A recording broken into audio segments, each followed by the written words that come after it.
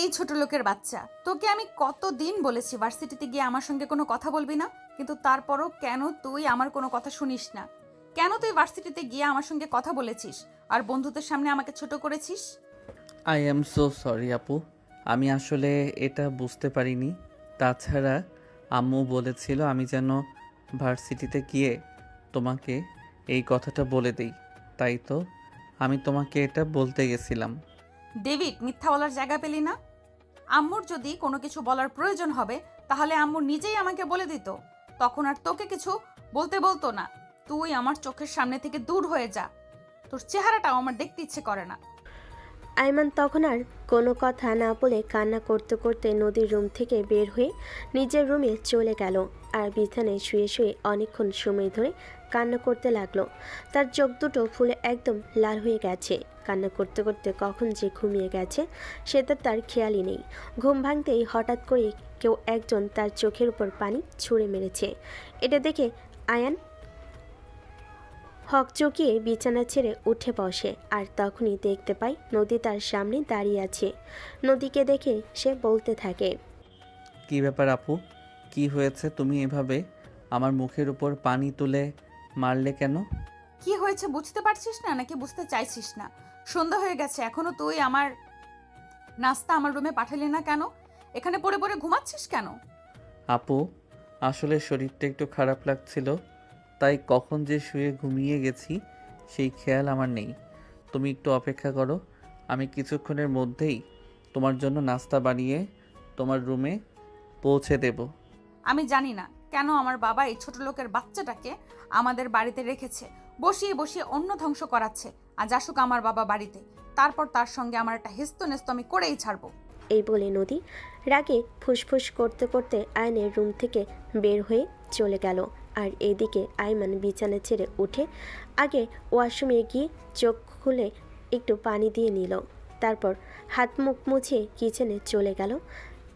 তাই 20 মিনিটের মাথায় নদীর জন্য নাস্তা বানিয়ে নদীর রুমের সামনে দাঁড়িয়ে নক করলো, কারণ রুমের ভিতরে যাওয়া পারমিশন নেই তার। আপু, আপু, এই নাও তোমার বিকালের নাস্তা। আমি কাজ করছি, নাস্তা তো টেবিলের উপর রেখে যা। কিন্তু আপু, তুমি তো নিজেই আমাকে নিষেধ করেছো তোমার রুমের ভিতরে প্রবেশ করতে। একদম চটকনা মেরে সব কটা দাঁত ফেলে দেবো বলে দিলাম। আমি কি বলেছি তুই শুনতে পাসনি? আমার মুখের উপর কেন এত কথা বলিস? তুই জানিস না আমার মুখের উপর কথা বলা আমি একদম পছন্দ করি না। আচ্ছা, ঠিক আছে, আমি রেখে যাচ্ছি। এই বলে আইন রুমের ভিতরে প্রবেশ করে আর নদীর নাস্তাটা তার টেবিলের উপর রেখে রুম থেকে বের হয়ে চলে গেল। এদিকে নদী বেশ কিছুক্ষণ পর নাস্তা খেয়ে নেয়। রাত 8টার দিকে নদীর বাবা মা দুজনে বাড়িতে ফিরে আসেন। নদীর পাপা বাড়িতে এসেই আয়নকে নিজের রুমে ডেকে নেন আর বলতে থাকেন, এই নাও, শপিং থেকে তোমার জন্য কিছু ড্রেস রাখা আছে। অনেক দিন ধরেই তোমাকে কিছু কেনাকাটা করে দেওয়া হয় না, তাই আজ আমি আর তোমার আম্মু শপিং মলে গিয়েছিলাম। সেখান থেকে তোমার জন্য কিছু কেনাকাটা করে নিয়ে আসলাম। এগুলোর কি দরকার ছিল? আমার তো জামা কাপড় সব কিছুই আছে, তাহলে কেন শুধু শুধু পয়সা নষ্ট করতে গেলে বড় আব্বু? এভাবে বলতে হয় না সোনা, তুই আমাদের ছেলের মতোই। তোকে সেই ছোটবেলা থেকে লালন পালন করে মানুষ করেছি। তোর প্রতি ঠিক যতটা মায়া, নদীর প্রতিও আমাদের ততটাই মায়া। কিন্তু নদীর জন্য হয়তো সব সময় তোর জন্য কিছু করতে মন চাইলেও সেটা করে উঠতে পারি না, কারণ আমার মেয়েটা বড্ড হিংসুটে। এজন্যই আজ তোর জন্য এগুলো নিয়ে এসেছি। এগুলো আবার নদীকে বলতে যাস না, তাহলে আবার রেগে যেতে পারে। বড় আম্মু, যেখানে আপু পছন্দ করে না তোমরা আমাকে কোনো কিছু দাও, তাহলে সেখানে কেন তোমরা আমাকে কোনো কিছু দাও? আমি তো চাই না এসব কিছু। আমি তোমাদের থেকে শুধু একটু মুক্তি চাই। তোমরা আমাকে মুক্তি দিয়ে দাও, আমি অনেক দূরে চলে যাব। এখানে আমার একটুও ভালো লাগে না। দেখ বাবা, জানি নদী সবসময় তোর সঙ্গে অনেক বেশি খারাপ আচরণ করে, কিন্তু তাই বলে আমরা তোকে এখান থেকে চলে যেতে দিতে পারি না। এই বাড়িতে যতটুকু অধিকার নদীর রয়েছে তার চাইতেও বেশি অধিকার তোর, কারণ তুই এই বাড়ির একমাত্র ছেলে। আমাদের কোনো ছেলে সন্তান নেই, তাই আমার সম্পত্তির 50% উত্তরাধিকারী তুই। আর সেই সঙ্গে তোর বাবার সম্পত্তি তো রয়েছে। সব কিছুর পরেও তোকে আমাদের বাড়িতে থেকে কত কষ্টের জীবনযাপন করতে হয়, তার জন্য আমরা খুবই দুঃখিত। হ্যাঁ রে বাবা, আয়ান তো বড় আব্বু একদম ঠিক কথা বলেছে। আমরা মা বাবা হিসেবে সত্যিই লজ্জিত। প্লিজ বাবা, তুই আমাদেরকে ক্ষমা করে দিস। এই বলে নদীর আব্বু আম্মু দুজনেই আয়ানের কাছে ক্ষমা চাইতে থাকে। তখনই আয়ান তার চাচা চাচি দুজনকে বলতে থাকে, আরে তোমরা এভাবে কেন বলছো? তোমাদের প্রতি আমার কোনো অভিযোগ নেই। সত্যি তোমাদের প্রতি আমার কোনো রকম কোনো অভিযোগ নেই। তোমরা আমাকে এই বাড়িতে থাকতে দিয়েছো, আমার ভরণ পোষণ সব কিছুর দায়িত্ব নিয়েছো। আমার মা বাবা কেউ না থাকার পরেও মা বাবার মতো মাথার উপর বটগাছের ছায়া হয়ে তোমরা দুজনে রয়েছো। তারপর আমার আর কোনো কিছুই চাই না। এ বলে আয়ন শপিং ব্যাগগুলো হাতে নিয়ে নিজের রুমে চলে গেল আর দরজা বন্ধ করে আবারও কান্না করতে লাগলো। কেন তার সঙ্গে এরকমটা হতে হলো? কেন তার বাবা মা তাকে ফেলে রেখে পরপারে চলে গেল? কেন তাকে সঙ্গে নিয়ে গেল না? এই কথাগুলো প্রায় সময় মনে মনে বলে আর ভীষণ কান্না করে। কিন্তু কান্না করে আর কি হবে? আল্লাহ তাআলার ফয়সালা মেনে নিতে হবে, কারণ তিনি উত্তম পরিকল্পনাকারী। তিনি যেটা ঠিক করে রেখেছেন সেটাই হবে। তাই মাঝে মধ্যে এগুলো চিন্তা করেও নিজেকে সান্ত্বনা দেয় আয়ান। এভাবেই চলে দিনগুলো। নদী প্রতিনিয়ত আয়নকে এভাবেই অপমান করে, আর আয়ন এগুলো মুখ বুজে সহ্য করে। সে চাইলেই পারে এখান থেকে অনেক দূরে চলে গিয়ে সুখে শান্তিতে জীবনযাপন করতে, কিন্তু এটা সে কখনোই করে না। আর এমন কিছু সে কখনো চিন্তাও করে না, কারণ ছোটবেলা থেকে এখানে বড় হয়েছে। তাই অন্য জায়গায় গিয়ে নিজে মানিয়ে নিতে তার অনেকটাই ঝামেলা হয়ে যাবে, এরকমটাই সে মনে করে। এদিকে পরের দিন সকালবেলা ঘুম থেকে উঠেই নদী চিৎকার করতে থাকে, এই ছোট লোক ফকিন্নির বাচ্চা, তোকে না বলেছি আমাকে সকালবেলা ঘুম থেকে উঠার আগে কফি বানিয়ে আমার রুমে দিয়ে আসবি, কিন্তু তুই এখনো আমার কফি বানিয়ে দিসনি কেন? তখনই রান্নাঘর থেকে আয়ান বলতে থাকে, আমি এই তো এখনই কফি নিয়ে আসছি। সকালবেলা ঘুম থেকে উঠতে একটু দেরি হয়ে গেছে, তাই আর কি। এই ছোট লোকের বাচ্চা, তোর ঘুম থেকে উঠতে দেরি হয়ে গেছে তো আমি কি করব? এখানে আমার কি করার আছে? তুই এসব কথা আমাকে কেন শোনাচ্ছিস? আমার কাজ সময় মতো চাই। তখনই নদীর আব্বু নদীকে উদ্দেশ্য করে বলতে থাকে, আচ্ছা নদী, কি সমস্যা তোমার? তুমি আমাকে একটু খুলে বলবে? তুমি কেন আয়নের সঙ্গে সব সময় এরকম করো? সেও তো একজন মানুষ, এটা তোমাকে মনে রাখতে হবে। তার সঙ্গে তুমি সব সময় এরকম খারাপ আচরণ করতে পারো না। প্লিজ বাবা, তুমি আমাকে জ্ঞান দিতে এসো না। আর কিছু না হোক, এটা অন্তত খুব ভালো করেই জানি কার সঙ্গে কিভাবে কথা বলতে হয়। তুমি কোনো কিছু জানো না, আর কোনো কিছু জানার কোনো আগ্রহ তোমার নেই। তুমি কেন সব সময় ওর সঙ্গে এভাবে খারাপ আচরণ করো? ওকে কি তোমার মানুষ বলে মনে হয় না? না হয় না, মানুষ হলে তো ওর একটু হলেও লজ্জা শরম থাকতো, কিন্তু ওর তো একটুও লজ্জা শরম নেই। তাই ওকে আমার কখনোই মানুষ বলে মনে হয় না। তোমার কি একবারও মনে হচ্ছে না তুমি একটু বেশিই বলে ফেলছো? এটা বলা তোমার উচিত হচ্ছে না। না হচ্ছে না, কারণ ওর শরীরে তো গন্ডারের চামড়া। যদি লাজ লজ্জা বলতে কোনো কিছু থাকতো, তাহলে আমি যে ওকে কথা বলি এই কথার জ্বালাই সে এই বাড়ি ছেড়ে অনেক আগে চলে যেত, কিন্তু আমার কোনো কথাই ওর গায়ে লাগে না। ও আচ্ছা, আয়ান তোমার সমস্ত অপমান সহ্য করে বলেই তোমার এরকম মনে হয়, তাই না?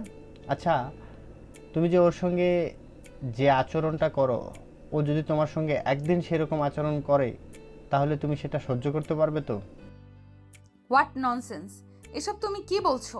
ও কেন আমার সঙ্গে এরকম আচরণ করতে যাবে? তাছাড়া আমি কি ওর মতো নির্লজ্জ নাকি? আমার সঙ্গে কেউ একবার এরকম আচরণ করলে আমি দ্বিতীয়বার তার চেহারাটাও দেখব না। আমার শরীরে মানুষের রক্ত। এক্স্যাক্টলি, আমিও তোমাকে সেটাই বলতে চাচ্ছি। ও কিন্তু আমার দূরের কেউ না, আমার আপন ভাইয়ের ছেলে। ওর সঙ্গে তুমি যেটা করছো সেটা একদম ঠিক করছো না। তুমি হয়তো এটা ভুলে যাচ্ছ, এই সম্পত্তিতে তোমার যতটুকু অধিকার রয়েছে তার কিন্তু এর চাইতেও বেশি অধিকার রয়েছে। তাই এটা সবসময় মাথায় রেখো। হাসালে তুমি আমাকে। সম্পত্তির উপর অধিকার ও সম্পত্তি কি জিনিস এটা যদি জানতো তাহলে ভালোই হতো। বাই দ্য ওয়ে, এত কথা বলে সময় নষ্ট করার সময় আমার হাতে নেই। আমাকে তো ভার্সিটি যেতে হবে। এই আয়ানের বাচ্চা আমার কফি দিবি নাকি দিবি না? বলতে বলতেই আয়ান কফির মগ হাতে নিয়ে নদীর সামনে এসে দাঁড়ালো। নদীর দিকে বাড়িয়ে দিয়ে বলতে লাগলো, আপু, এই নাও কফি। আজ তোকে শেষবারের মতো ক্ষমা করে দিলাম। কালকের পর থেকে যদি আমি ঘুম থেকে উঠেই সঙ্গে সঙ্গে কফি না পাই, তাহলে তোর এমন অবস্থা করব যেটা তুই কল্পনাও করতে পারবি না। এখন যা, তাড়াতাড়ি আমার ড্রেস আয়রন করে দে। আমি তো রান্নাঘরে রান্না বসিয়ে রেখে এসেছি। এখন যদি ড্রেস আয়রন করতে চলে যাই তাহলে তো রান্না নষ্ট হয়ে যাবে। একদম উষ্টা মেরে তোর কপাল ভেঙে দিব বলে দিলাম। তোরে কতবার বলেছি আমার মুখের উপর কোনো কথা বলবি না। আমি যেটা বলবো সেটাই তোকে করতে হবে। এছাড়া তোর সামনে অন্য কোনো রাস্তা নেই যদি এই বাড়িতে থাকতে চাস তো। আচ্ছা ঠিক আছে, কোনো সমস্যা নেই, আমি করে দিচ্ছি। এই বলে আয়ন রান্নাঘরে চুলা বন্ধ করে নদীর ড্রেস আয়রন করতে চলে গেল। এদিকে তখনই আবারও নদীর বাবা নদীকে বলতে লাগলো, নদী, আমার মনে হয় তুমি কিছু একটা ভুলে যাচ্ছ। এই বাড়িটা কিন্তু তোমার নয়। তাই আমি তোমাকে আবারও একবার মনে করিয়ে দিচ্ছি, আয়নের সঙ্গে দয়া করে তুমি এইভাবে খারাপ আচরণ করো না। দেখো বাবা, তুমি কিন্তু এই ছোট লোকের বাচ্চার জন্য আমাকে প্রতিনিয়ত অপমান করছো। এটা কিন্তু আমি একদম সহ্য করব না, এটা তোমায় বলে দিলাম। মান অপমান বোধ আমার তো মনে হয় না তোমার আছে। যদি তোমার মান অপমান বোধ বলতে জিনিসটা থাকতো তাহলে তুমি কবেই নিজেকে শুধরে নিতে। কারণ এই বাড়িটা কিন্তু আমার বাবা আয়নের নামে লিখে গেছে, সেটা আমরা সবাই জানি। এই জন্যই তো তোমার বাবাকে আমি দুই চোখে সহ্য করতে পারি না। আমি আছি পরিবারের বড় নাতি। তোমার বাবা চাইলে এই বাড়িটা আমার নামে লিখে দিতে পারতো, কিন্তু সেটা না করে ওই মূর্খের বাচ্চার জন্য সব কিছু রেখে গেছে, যে কিনা কোনো কিছুর অর্থই জানে না। নিজের মেয়েকে সুশিক্ষায় শিক্ষিত করতে পারেনি, এজন্য নদীর বাবার আফসোস সবসময়ই ছিল। কিন্তু মেয়ে এভাবে এতটা বিগড়ে যাবে এটা তিনি কখনো কল্পনাও করতে পারেননি। নদীর বাবা তখন নদীকে বলতে থাকেন, দেখো নদী, সব কিছুর একটা লিমিট থাকা উচিত। তুমি কিন্তু একদম লিমিট ক্রস করে ফেলছো। তুমি আমার মৃত বাবাকে এভাবে বলতে পারো না। আমার ভাবতেও অবাক লাগছে তুমি আমার মেয়ে। হ্যাঁ সত্যি, আমিও আমারও হ্যাঁ সত্যি আমারও ভাবতে অবাক লাগে যে আমি তোমার মেয়ে আর তুমি আমাকে জন্ম দিয়েছো। আমি তোমার মেন্টালিটি থেকে মাঝে মধ্যে সত্যিই অবাক হয়ে যাই। কেন যে তোমার মতো বাবার ঘরে আমার জন্ম হতে হলো সেটাই ভেবে পাই না। তখনই প্রচণ্ড পরিমাণ ক্ষেপে গিয়ে নদীর মা পিছন থেকে বলতে থাকে, নদী, ব্যাস অনেক হয়েছে, এবার তুমি তোমার মুখটা বন্ধ করো। আর যদি তা না হয় তাহলে কিন্তু আমি তোমাকে এই বাড়ি থেকে বের করে দিতে বাধ্য হব। তাহলে এখনো বসে আছো কেন? বের করে দিচ্ছ না কেন আমাকে এই বাড়ি থেকে? অবশেষে একটাই তো বাকি ছিল, তাই না? অবশেষে এটাই তো বাকি ছিল, তাই না? ঠিক আছে, আমি আর এই বাড়িতে থাকবো না। আজকে এবং এই মুহূর্তে এই বাড়ি থেকে বের হয়ে চলে যাব। যেখানে তোমরা একটা ছোট লোকের বাচ্চাকে মাথায় তুলে নাচতে পারবে আর নিজের মেয়েকে এইটুকু মূল্য দিতে পারবে না, সেখানে এই বাড়িতে থাকার কোনো ইচ্ছেই আমার নেই। হ্যাঁ, তুমি সেটাই করো, কারণ তুমি সেটাই উপযোগ্য। তোমাকে কোনো ভালো কথা বললে তোমার গায়ে সেটা লাগবে না, তাই তোমাকে কোনো ভালো কথা বলার ইচ্ছাও আমাদের নেই। তোমার যেখানে খুশি তুমি সেখানে চলে যেতে পারো, তোমাকে কেউ কিছু বলবে না। ঠিক আছে, তোমরা যা খুশি হবে। আমি এখান থেকে চলে গেলে তখন আমি এখানে থেকে চলে যাব। আয়নের বাচ্চা, তোর জন্যই আমার সঙ্গে এইসব কিছু হচ্ছে। তোকে আমি দেখে নেব। এ বলে নদী নিজের সমস্ত রাগ আয়নের উপর ছেড়ে ফেলে। আর এদিকে তখনই নদীর বাবা আরও বেশি ক্ষেপে গিয়ে নদীকে বলতে থাকে, স্টপ দিস ননসেন্স। তুমি ওর দিকে কেন মেজাজ দেখাচ্ছ? তুমি যখন নিজের স্বার্থ হাসিল করতে পারলে না তখন তুমি ওকে মেজাজ দেখাচ্ছ? এটা তো হবে না। তো কি করব আমি? ওর জন্য তো সব কিছু হয়েছে। এই বলে নদী আয়নের দিকে তাকিয়ে বলতে থাকে, এই, তুই মরতে পারিস না? তুই মরতে পারিস না? তুই মরলে তো আমি বেঁচে যেতাম। কথাটা শুনেই দুই চোখের জল ছেড়ে দিয়ে সেখান থেকে দৌড়ে চলে গেল আয়ন। আর তখনই নদীর আম্মু ঠাস ঠাস করে নদীর দুই গালে দুইটা চর বসিয়ে দিয়ে বলতে লাগলো, ছি ছি ছি, আমার ভাবতে অবাক লাগছে। তোকে আমি আমার পেটে ধরেছিলাম? তুই এক্ষুনি আমার চোখের সামনে থেকে চলে যা, আমি তোর চেহারাটাও দেখতে চাইছি না। এই বলে তিনি সেখান থেকে নিজের রুমের দিকে চলে গেলেন। আর এদিকে নদী রাগে ফুসফুস করতে করতে সেদিন নাস্তা না করে ভার্সিটিতে চলে আসে। ভার্সিটিতে এসে বন্ধুদের সঙ্গে ক্যাম্পাসে বসে আড্ডা দিচ্ছিল। বন্ধুরা সবাই মিলে গল্প করছিল। কী রে দোস্ত, তোকে আজ এমন দেখাচ্ছে কেন? মনে হচ্ছে খুব বেশি রেগে আছিস। আর বলিস না দোস্ত, আমাদের বাড়িতে একটা ছোট লোকের বাচ্চা আছে, যেটার জন্য আমি শান্তিতে থাকতে পারছি না। আমাকে জ্বালিয়ে পুড়িয়ে একদম শেষ করে দিচ্ছে। এই হারামজাদাটাকে আমার আর সহ্য হচ্ছে না। কি যে করি ভেবে পাচ্ছি না। আচ্ছা, তুই সবসময় ওর সঙ্গে এরকম লেগে আছিস কেন বলতো? ছেলেটাকে দেখে তো যথেষ্ট ভদ্র শান্তশিষ্ট বলে মনে হয়, কিন্তু তারপরও তোর কাছে ওর এমন ব্যাখ্যা কেন? দেখ, তুই অন্তত ওর হয়ে ওকালতি করতে আসিস না।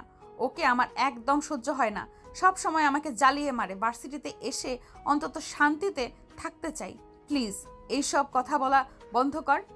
ওকে, আচ্ছা ঠিক আছে, তুই যখন শুনতে চাস না তখন আর তোকে বলবো না। তবে তোকে এটুকুই বলতে চাই, তুই ওর সঙ্গে এভাবে খারাপ আচরণ করিস না। এই বলে তারা প্রসঙ্গ পাল্টে নিয়ে গল্প করছিল। হঠাৎ তখনই পিছন থেকে আয়ন বলতে থাকে, আপু, এই নাও, বড় আম্মু তোমার জন্য পাঠিয়েছে। আয়নের কণ্ঠ শুনে নদী পিছন দিকে ফিরে তাকায়। টিফিন বক্স হাতে আয়নকে দেখে নদীর মেজাজ একদম বিগড়ে গেল। সে চিৎকার দিয়ে বলতে লাগলো, এই ছোট লোকের বাচ্চা, তোকে এখানে আসতে কে বলেছে? আমি তোকে বলেছিলাম আমার জন্য খাবার নিয়ে এখানে আসতে? তুমি সকালবেলা রাগ করে বাসা থেকে কোনো কিছু না খেয়ে বাসা থেকে বের হয়ে চলে এসেছো, তাই বড় আম্মু খাবারটা তোমার জন্য আমার কাছে দিয়ে দিয়েছে। এই খাবারটা খেয়ে নাও, না খেয়ে থাকলে শরীর খারাপ করবে। বাচ্চা, তুই আমার সামনে আর এক মুহূর্ত দাঁড়াবি না। চুপচাপ আমার চোখের সামনে থেকে সরে যা। আমার মেজাজ খারাপ করিস না বলে দিলাম। তোকে এত দরদ দেখাতে কে বলেছে? তোর জন্যই তো আমার কপালে এত দুর্দশা। তুই মরিস না কেন? আপু, আল্লাহ আমার যতদিন হায়াত রেখেছে ততদিন তো আর পাইলেও আমি মরে যেতে পারবো না। আল্লাহর যখন ইচ্ছে হবে তখন তিনি নিজেই আমাকে নিয়ে যাবেন আত্মহত্যা মহাপাপ, তাই এটা তো আর করতে পারবো না। ও আল্লাহ, তুমি আমাকে রক্ষা করো। তোর জ্বালা আমি আর নিতে পারছি না। তুই এক্ষুনি আমার চোখের সামনে থেকে সরে যা, তা না হলে কিন্তু তোকে আমি নিজেই খুন করে ফেলবো। এই বলে নদী আয়নের হাত থেকে টিফিন বক্সটা নিয়ে ছুঁড়ে ফেলে দিল। এটা দেখে নদীর বান্ধবী তাকে বলতে লাগলো, আরে দোস্ত, এটা তুই কি করলি? তোর না হয় ওর সঙ্গে রাগ আছে, কিন্তু তুই খাবারের সঙ্গে রাগ দেখাতে পারিস না। খাবারের সঙ্গে রাগ দেখালে আল্লাহ অসন্তুষ্ট হন। দেখ দোস্ত, এবার অন্তত তুই আমাকে জ্ঞান দিতে আসিস না। তুই খুব ভালো করেই জানিস জ্ঞান দেওয়া মানুষ আমি একদম পছন্দ করি না। এই হারামজাদা তো আমার জীবনটা তেজপাতা বানিয়ে ছেড়ে দিচ্ছে। এখন আর তোকে আমার সঙ্গে অন্তত এইসব নিয়ে কোনো কথা বলিস না। এই বলে নদী সেখান থেকে উঠে ক্লাসরুমের দিকে পা বাড়ালো। তখন তিশা আয়নের কাছে এসে দাঁড়ালো আর বলতে লাগলো, আচ্ছা, তুমি কেমন মানুষ গো? নদী তোমার সঙ্গে এত খারাপ আচরণ করে, তারপরও তুমি কেন ওর পিছনে পড়ে থাকো? এভাবে তুমি তো চাইলেই অন্য কোথাও চলে যেতে পারো। তুমি একটা পুরুষ মানুষ। দয়া করে আমাকে এই কথাগুলো আর কখনো বলো না, কারণ এই বাড়িতে আমার মা বাবার স্মৃতি জড়িয়ে আছে। আমি আমার মা বাবার স্মৃতি ফেলে রেখে অন্য কোথাও চাইলেও চলে যেতে পারবো না। আমাকে আপু যত অপমান করুক না কেন, আমি সব মুখ বুজে সহ্য করে নেব। আর আমাদের পারিবারিক ব্যাপারে তোমরা নাক গলিও না। সে তোমাদের যেমন ইচ্ছে ও তোমাকে অপমান করে, আর তুমি অপমান সহ্য করো। একজন পুরুষ মানুষ হয়ে একটা মেয়ের কাছ থেকে এভাবে অপমান সহ্য করা, এটা দেখতে ঠিক আমাদের ভালো লাগে না। তোমাদের ভালো না লাগলে তোমরা চোখ কান বন্ধ রাখতে পারো, কিন্তু আমি তোমাদের কোনো মন্তব্য শুনতে চাই না। আমার কথায় মনে কষ্ট পেয়ে থাকলে ক্ষমা করে দিও। I am so sorry. এ বলে আয়ন ক্লাসরুমের দিকে পা বাড়ালো। আর তখন তিশা তার সঙ্গে আরও বেশ কয়েকজন সেখানে দাঁড়িয়ে আফসোস করতে লাগলো আয়নের কথা ভেবে। ছেলেটা আসলেই খুব অসহায়, আর জ্ঞান বুদ্ধিও একটু কমই মনে হয়। তা না হলে এভাবে নিজের বাড়ি থেকেও অপমানিত হয়, এটা তো জাস্ট কল্পনার বাইরে। আয়ন ক্লাসরুমে এসে সামনের বেঞ্চে ফাঁকা পেয়ে বসে যেতে চাইছিল, কিন্তু তখনই নদী ঠাস করে আয়নের গালে একটা চর বসিয়ে দিয়ে বলতে লাগলো, এই ছোট লোকের বাচ্চা, তোকে এখানে আসতে কে বলেছে? আমি বলেছি তোকে এখানে আসতে? না, এখানে থাকার জায়গা খালি আছে, তাই বসে পড়ছিলাম আর কি। তুই জানিস না এখানে প্রতিদিন আমার সঙ্গে শুভ বসে, তাহলে তুই কেন বসেছিস? আজ তো শুভ আসেনি, তাই ভেবেছিলাম এখানে বসে পড়ি। আয়ান কথা বলছিল আর নদী রাগে গজগজ করছিল। ঠিক তখনই শুভ ক্লাসরুমে প্রবেশ করে। নদী আর আয়ানকে কথা বলতে দেখে শুভ এগিয়ে এসে নদীকে হাত করে আর বলতে থাকে, কি ব্যাপার ডার্লিং, তুমি এই ছোট লোকের বাচ্চাটার সঙ্গে কি নিয়ে কথা বলছিলে? আর বলো না, এই হারামজাদাটাকে যত বলি আমি সহ্য করতে পারি না। তুই আমার সামনে আসিস না, তত বেশি বেশি আমার সামনে আসে আর ভাব দেখায়। আমার এগুলো একদম সহ্য হচ্ছে না। এই কি রে, তোর কি লাজ লজ্জা বলতে কোনো কিছুই নেই নাকি? নদী তোকে সহ্য করতে পারে না, কিন্তু তারপরও কেন এসে আমার জান পাখিটার সঙ্গে এত ডলাডলি করিস? আমার কারো সঙ্গে ডলাডলি করার কোনো ইচ্ছে নেই। এখানে জায়গা খালি ছিল, তাই আমি বসতে চেয়েছিলাম। আমাকে বসতে দেওয়া হবে না, সেটা বেশ ভালো কথা, কিন্তু এভাবে কথা বলারও কিছু নেই। ওরে বাবারে বাবা, বোবার মুখে থেকে কথা ফুটেছে। এখন চুপচাপ এখান থেকে চলে যা বলছি, তা না হলে কিন্তু আমার সাথে খারাপ কেউ হবে না। এটা তুই খুব ভালো করেই জানিস। হ্যাঁ জানি তো, তবে আপু তোমাকে একটা কথা আমি বলে রাখছি, জীবনে এমন কোনো দিন না আসুক যেন তোমাকেই আমার কাছে নত হতে হয়। কথাটা শুনে নদী হু হু করে হেসে ওঠে আর আর তার সঙ্গে তাল মিলাই শুভ। তারপর দুজনে একসঙ্গে বলতে থাকে, আরে নদীকে মাথা নত করতে হবে, তোর সঙ্গে এটা তুই ভাবলি কি করে? শোন, তুই এখনো বোকার রাজ্যে বসবাস করছিস। নদীর সময় এতটাও খারাপ হয়নি যে তোর মতো হাবলার কাছে নদীকে মাথা নত করতে হবে।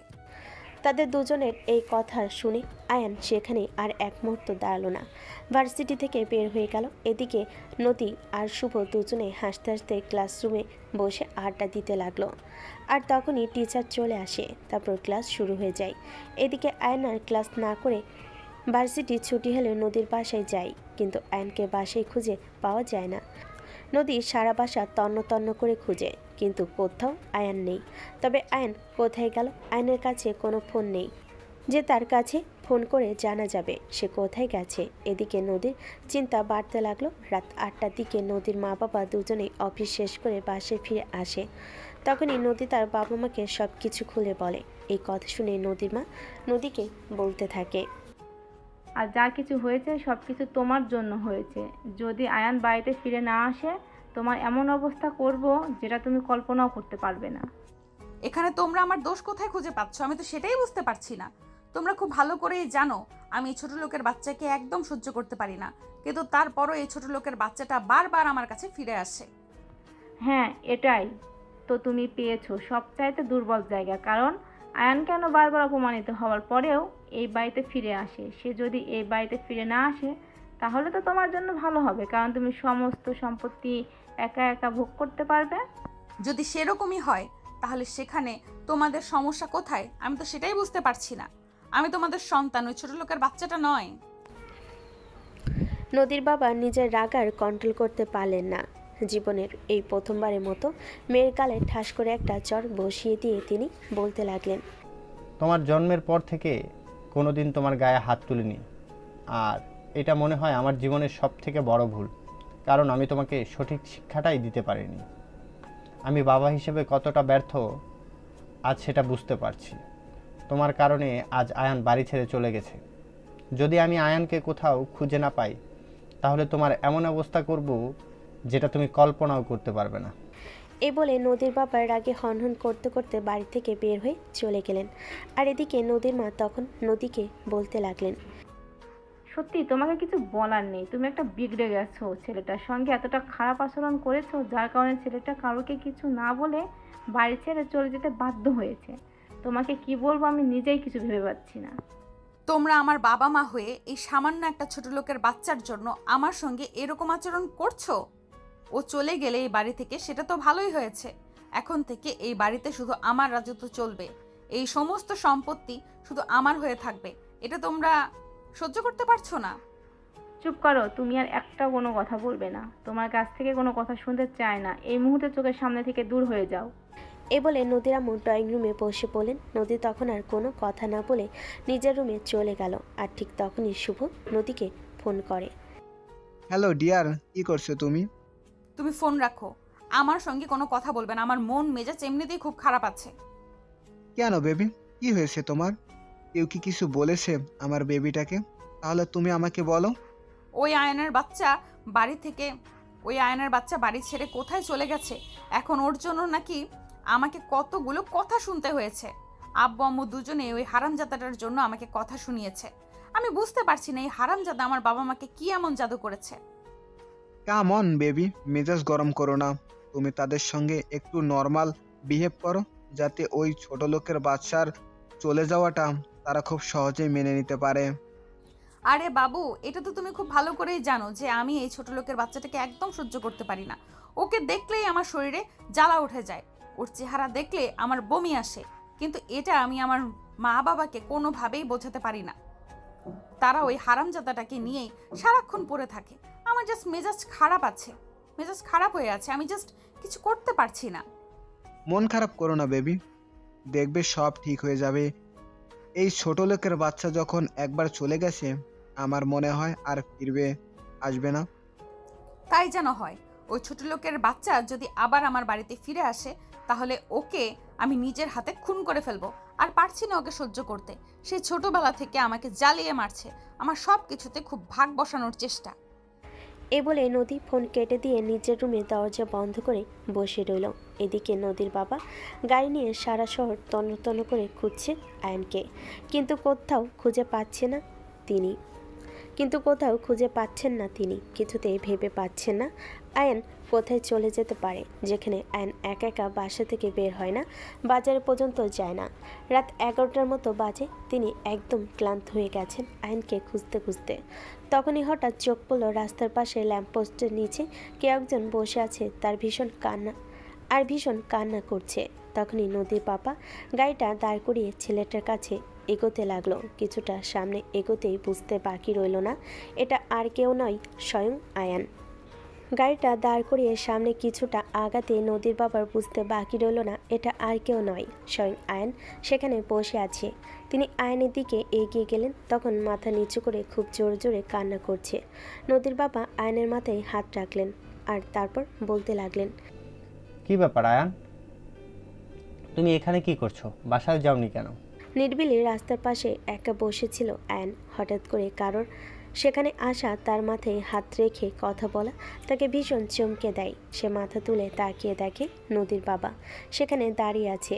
নদীর বাবাকে দেখে সে উঠে দাঁড়ায় আর বলতে থাকে, কি ব্যাপার বড় আব্বু, তুমি এখানে কেন এসেছো? তার আগে তুমি আমাকে এইটা বলো যে তুমি এখানে কি করছো? বাসায় কি তোমার জন্য কোনো জায়গা নেই? দেখো বড় আব্বু, আমার জন্য তোমাদের সন্তানের সঙ্গে তোমাদের সম্পর্ক খারাপ হোক এরকমটা আমি কখনোই চাইবো না। নদী আপু চায় না আমি ওই বাড়িতে থাকি, তাই আমি ওই বাড়ি থেকে বের হয়ে চলে এসেছি।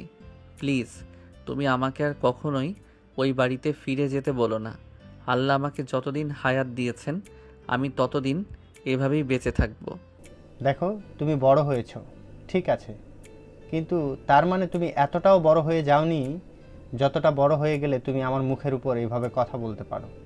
চুপচাপ আমার সঙ্গে চলো। বড় আব্বু প্লিজ তুমি আমাকে ওই বাড়িতে ফিরে যেতে বলো না। আমি আর অপমানিত হতে পারছি না। প্লিজ তুমি এবার অন্তত আমাকে মুক্তি দাও। আমি একটু স্বাধীনভাবে বাঁচতে চাই। দেখো এখন আমি যথেষ্ট বড় হয়েছি। তোমাদের দায়িত্ব এতদিন তোমরা পালন করেছো, আর কোনো দায়িত্ব পালন করার কোনো প্রয়োজন নেই। প্লিজ আমাকে একা ছেড়ে দাও। তুমি চাইলেই আমি তোমাকে সেটা করতে দিতে পারবো না, কারণ আমি তোমার বাবাকে কথা দিয়েছিলাম তোমাকে আমি সারা জীবন দেখে রাখবো, তোমাকে আগলে রাখবো। আর এখন তুমি বলবে আর আমি তোমাকে জীবনে মাঝপথে এসে একা ছেড়ে দেব, এটা আমি কখনোই করতে পারবো না। তুমি চুপচাপ আমার সঙ্গে চলো। আমি বললাম তো আমি তোমার থেকে আর কোনো কথা শুনতে চাই না। নদীর বাবা আয়নকে আর কোনো কথা বলার সুযোগ না দিয়ে আয়নের হাত ধরে টানতে টানতে গাড়িতে উঠে বসালো। আর তারপরে ড্রাইভারকে গাড়ি ছাড়তে বলল। আয়ন গাড়িতে বসে বসে বারবার নদীর বাবাকে বলছিল, প্লিজ বড় আব্বু, তুমি আমাকে ছেড়ে দাও, আমাকে আর ওই বাড়িতে নিয়ে যেও না। আমি ওই বাড়িতে যেতে চাই না, একটু বোঝার চেষ্টা করো। ঠিক আছে, আমি তোমার কথা মেনে নিলাম, তোমাকে ওই বাড়িতে থাকতে হবে না। আমি তোমাকে কয়েকদিনের মধ্যেই একটা আলাদা বাড়ি করে দেওয়ার ব্যবস্থা করছি, কিন্তু তার আগে এই কয়েকদিন তোমাকে ওই বাড়িতেই থাকতে হবে। তোমার কাছ থেকে আমি আর এই ব্যাপারে আর কোনো কথা শুনতে চাই না। তারপর আয়নের আর সাহস হলো না বরাবর মুখে মুখে কোনো কথা বলতে। সে চুপচাপ গাড়িতে বসে রইল। কিছুক্ষণের মধ্যে গাড়ি এসে দাঁড়ালো বাড়ির সামনে। কলিং বেলে চাপ দিতে নদীর আম্মু দৌড়ে আসে। তিনি আয়নকে দেখা মাত্রই দৌড়ে গিয়ে জড়িয়ে ধরেন আর সঙ্গে সঙ্গে কান্না করে দিয়ে বলতে থাকেন, কিরে বাবা, তুই কোথায় চলে গেছিলি? বল শুনি। তুই জানিস না, বাড়িতে এসে তোকে না দেখলে আমাদের একদম ভালো লাগে না, মনটা ছটপট করে। তারপরেও কেন তুই আমাদেরকে কিছু না বলে বাড়ি থেকে বের হয়ে চলে গেলি? দেখো বড় আম্মু, আমি চাই না আমার জন্য নদী আপুর সঙ্গে তোমাদের সম্পর্ক খারাপ হোক। আপু তোমাদের মেয়ে, আর আমি তো তোমাদের পালিত সন্তান মাত্র। তাই আমি তোমাদের মাঝে ঝামেলার কারণ হয়ে দাঁড়াতে চাইনি, সেই জন্যই চলে গেছিলাম। কিন্তু বড় আব্বু আমাকে জোর করেই আবার ফিরিয়ে নিয়ে আসলো। কিন্তু বিশ্বাস করো, আমি এই বাড়িতে থাকতে চাই না, আমি দূরে কোথাও চলে যেতে চাই। চুপ কর তুই, এই কথাটা আর ভুল করে মুখে আনবি না। তুই আমাদের ছেড়ে চলে গেলে আমরা বাঁচবো কি করে? আমরা দুজন যে তোকে অনেক বেশি ভালোবাসি, তুই যে আমাদের আরও একটি সন্তান, কেন তুই আমাদেরকে ফেলে চলে যাবি বল শুনি? তোমরা কেন বুঝতে পারছো না? নদী আপু চায় না আমি এই বাড়িতে থাকি। তার অপমান, অসম্মান আর মারধর আমি এগুলো আর সহ্য করতে পারছি না। আমি এগুলো থেকে মুক্তি চাই। প্লিজ তোমরা আমাকে মুক্তি দাও। আমি তো বললাম তোকে, এই সব কিছু তোকে আর বেশি দিন সহ্য করতে হবে না। তোর জন্য আলাদা একটা বাড়ি করব। তার চাইতে সবচেয়ে বড় কথা হলো, আমার বন্ধুর ছেলে আগামী সপ্তাহে বাংলাদেশে ফিরে আসছে। তার সঙ্গে নদীকে বিয়ে দেব বলে আমি সেই ছোট্টবেলা থেকেই তাকে কথা দিয়ে রেখেছি। তাই তোর চিন্তার কোনো কারণ নেই। ওরা দেশে আসলেই নদীকে সঙ্গে করে একেবারে আমেরিকা চলে যাবে। তারপর হয়তো কয়েক বছর পর পর বাংলাদেশে আসবে, একটু ঘুরবে, তারপর আবার চলে যাবে। হ্যাঁ, তোর বড় আব্বু একদম ঠিক কথাই বলেছে। নদীর বিয়ে হয়ে গেলে, নদী এই বাড়ি থেকে চলে গেলে তখন তো আর তোর কোনো সমস্যা থাকবে না, তাই না? আয়ন তখন আর কোনো কথা বলল না। এদিকে নদীর আম্মু আয়নের জন্য খাবার নিয়ে আসলো। নিজের হাতে আয়নকে খাইয়ে দিতে লাগলো। ঠিক ওই মুহূর্তে নদী রুম থেকে বের হয়ে সিঁড়ি দিয়ে নিচের দিকে আসছিল চা খাওয়ার জন্য। আর তখনই দেখতে পেল আয়ন ড্রয়িং রুমে বসে আছে আর তার আম্মু নিজের হাতে খাবার মাখিয়ে আয়নকে খাইয়ে দিচ্ছে। এটা আর নদী সহ্য করতে পারল না। সে সিঁড়িতে নামতে নামতেই চিৎকার করে বলতে লাগলো, এই কুত্তার বাচ্চা আবার ফিরে এসেছে। এ তো দেখছি লজ্জা শরমের বালাই বলতে কিছুই নেই। জাস্ট স্টপ ইওর মাউথ নাও। এখনই তুমি তোমার মুখটা বন্ধ করো, তোমার এইসব ফাজলামো মার্কা কথাবার্তা বন্ধ করো। আর হ্যাঁ, তোমাকে একটা কথা বলার ছিল। আজকে আমি আর তোমার আব্বু ওনার এক বন্ধুর সঙ্গে কথা বলেছি। ওনার আগামী সপ্তাহে বাংলাদেশে আসছেন। ওনার ছেলে আমেরিকার একটা আইটি কোম্পানিতে চাকরি করেন, মাস শেষে খুব ভালো টাকায় বেতন পায়। তাই ওনার ছেলের সঙ্গে তোমার বিয়ে দেবো। এই কথা শুনে নদীর মেজাজ যেন আরও বেশি গরম হয়ে গেল। সে প্রচণ্ড পরিমাণ চিৎকার করে বলতে লাগলো, তোমাদের মাথায় এসব ভূত কে ঢুকিয়েছে? আমি তো সেটাই বুঝতে পারছি না। যেখানে তোমরা সবাই খুব ভালো করে জানো আমি শুভর সঙ্গে 2 বছর ধরে রিলেশনে আছি, সেখানে অন্য একটা ছেলেকে বিয়ে করব, এটা তোমরা ভাবলে কি করে? তুমি রিলেশনে আছো এটা আমরা খুব ভালো করেই জানি। আর তুমিও এটা খুব ভালো করেই জানো যে শুভ ছেলেটা ভালো নয়, সারা রাত মদ মস্তি আর মেয়েদের নিয়ে পড়ে থাকে। তারপরেও কেন তোমাকে এই কথাটা বোঝাতে পারছি না? কেন তুমি এটা বুঝতে চাইছো না যে ওর সঙ্গে বিয়ে হলে তোমার জীবনটা একদম বরবাদ হয়ে যাবে? আমি বুঝতে চাইও না এই সব কিছু, কারণ ওকে আমি মন প্রাণ থেকে ভালোবাসি আর জীবনে একজনকেই ভালোবাসা যায়। তাই আমি ওকে ছাড়া অন্য কাউকে কখনোই বিয়ে করব না। আর তারপরেও যদি তোমরা আমাকে জোর করে অন্য কারোর সঙ্গে বিয়ে দিতে চাও, তাহলে আমি নিজের জীবন শেষ করে দিব। সেটা তোমার যা ভালো মনে হয় তুমি তাই করো, তবে আমার বন্ধুর ছেলের সঙ্গেই তোমাকে বিয়ে দিব, এটাই আমার শেষ কথা। এখন তুমি কি করবে না করবে সেটা একান্তই তোমার ব্যক্তিগত ব্যাপার। তোমাকে এই ব্যাপারে আমার কিচ্ছু বলার নেই। এই বলে নদীর আব্বু আম্মু দুজনই আয়নকে রুমে চলে যেতে বলে তারা নিজেদের রুমে চলে গেল। আর এদিকে আয়নও তখন আর ড্রয়িং রুমে বসে না থেকে নিজের রুমের দিকে পা বাড়ায়।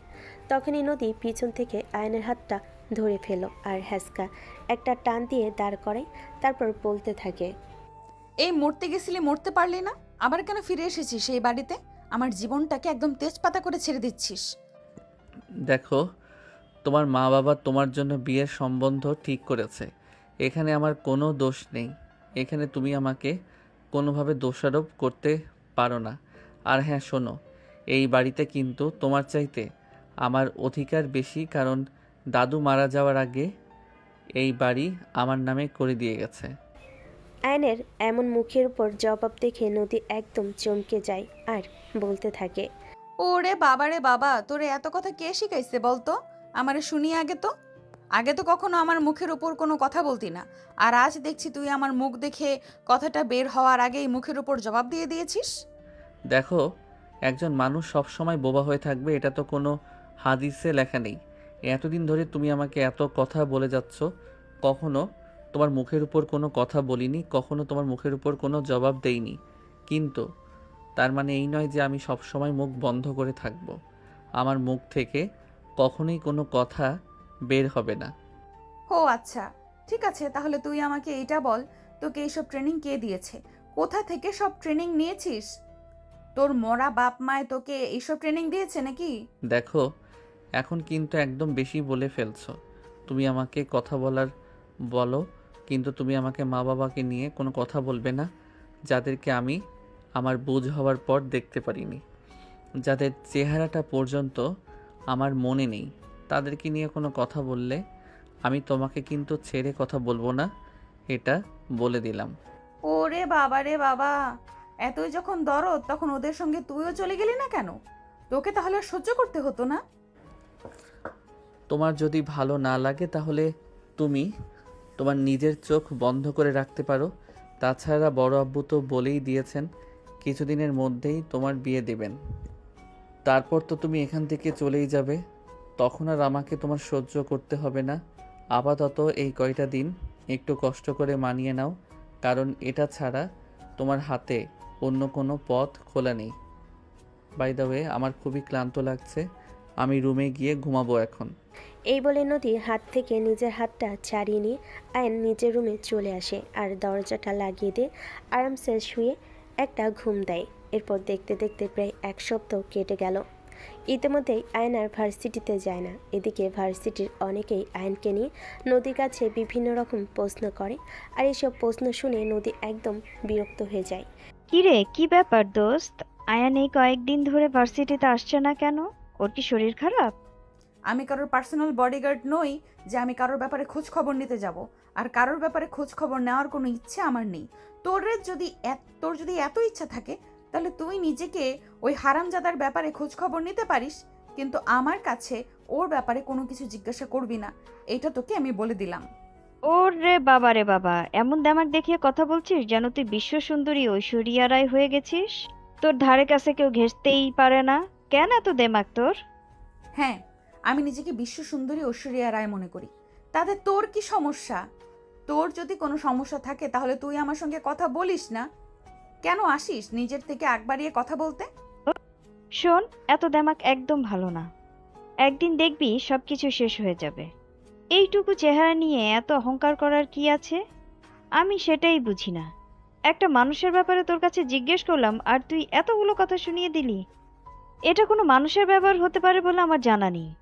জানা নেই তাহলে জেনে নে, আর কখনো আমার সাথে এইসব ব্যাপার নিয়ে কোনো প্রশ্ন করতে আসবি না। আমি কোনো গরু ছাগলের ব্যাপারে খোঁজ রাখতে পারি না, তাছাড়া আমি কারোরটা খায়ও না, কারোরটা পড়েও না যে কারোর ব্যাপারে সারাক্ষণ গোয়েন্দাগিরি করতে যাব তোদের মতন। দেখ, এখন কিন্তু একদম বেশি হয়ে যাচ্ছে। তুই আমাদের সঙ্গে এভাবে কথা বলতে পারিস না। আমাদের মতন গোয়েন্দাগিরির মানে আমরা এখানে গোয়েন্দাগিরির কি করলাম? আয়ান কদিন ধরে ভার্সিটিতে আসে না, তাই তোর কাছে জিজ্ঞেস করলাম, আর এটা গোয়েন্দাগিরি হয়ে গেল। এই শোন, তোরাও না ওই হারামজাদাটার মতোই ছোট লোক, তোদের সঙ্গে কথা বলার কোনো ইচ্ছে নেই, চুপচাপ আমার চোখের সামনে থেকে চলে যা। এই বলে নাক সিটকায় নদী। রিপা নদীর সঙ্গে কোনো কথা না বলে সেখান থেকে চলে গেল। সে মনে মনে বলতে লাগলো, এমন ছোট লোকের সঙ্গে কথা বলার চাইতে কথা না বলাই ভালো, কারণ ধন সম্পদ থাকলে সবই বড়লোক হয় না, মানসিকতাও বড় হতে হয়। এদিকে ভার্সিটি শেষ করে বাসায় আসতেই নদী দেখতে পেল ড্রয়িং রুম ভর্তি মেহমান, প্রায় 4-5 জন মানুষ ড্রয়িং রুমে বসে আছে। সেই সঙ্গে তাদের সঙ্গে বসে গল্প করছে নদীর মা আর নদীর বাবা। নদী বাসায় প্রবেশ করা মাত্রই তার মা সামনে থেকে উঠে গিয়ে তার সামনে দাঁড়ালো আর বলতে লাগলো, নদী, ওনারাই তোমার বাবার বন্ধু এবং ওনার স্ত্রী আর পরিবার, ওনাদেরকে সালাম দাও। So what? আমি কেন ওর সঙ্গে কথা বলতে যাব? ওনারা আমাদের বাড়িতে এসেছেন, যদি প্রয়োজন থাকে ওনারা নিজেরাই আমার সঙ্গে কথা বলুক না। আমার কারোর সঙ্গে কথা বলার কোনো প্রয়োজন নেই আর ইচ্ছাও নেই। দেখো, এখন কিন্তু একদম বেশি হয়ে যাচ্ছে। তোমার পাপা এসব কথা জানতে পারলে কিন্তু প্রচণ্ড রাগ করবে। আম্মু, তুমি ভালো করেই জানো আমি কারোর রাগের কোনো পরোয়া করি না। বাই দ্য ওয়ে, আমার টায়ার্ড লাগছে, আমি রুমে গিয়ে ঘুমাবো। আমাকে কোনো বিরক্ত করবে না। এ বলে নদী পাশ কাটিয়ে রুমে চলে যেতে চাইছিল। তখনই নদীর বাবা পিছন থেকে বলতে লাগলেন, কি ব্যাপার নদী, তুমি এইভাবে চুপচাপ চলে যাচ্ছ কেন? তোমার আঙ্কেল আন্টিকে সালাম দাও, তারপর ফ্রেশ হয়ে এসে ওনাদের সঙ্গে কথা বলবো। আমি পারবো না আব্বু, আমার শরীর খারাপ লাগছে, আমাকে বিশ্রাম নিতে হবে। তাছাড়া ওনারা যখন এসেছেন তাহলে তো কয়েকদিন এই বাড়িতে থাকবেন, তাই এখন আর কোনো কথা বলার প্রয়োজন আছে বলে মনে করছি না। পরবর্তীতে যখন সময় পাবো তখন না হয় কথা বলে নেব। আমি আসছি। এই বলে নদী কারোর কথাতে কোনো পরোয়া না করে সেখান থেকে চলে গেল। আর এদিকে নদীর বাবা তখন ওনার বন্ধুকে কিছু বলতে চাইছিলেন।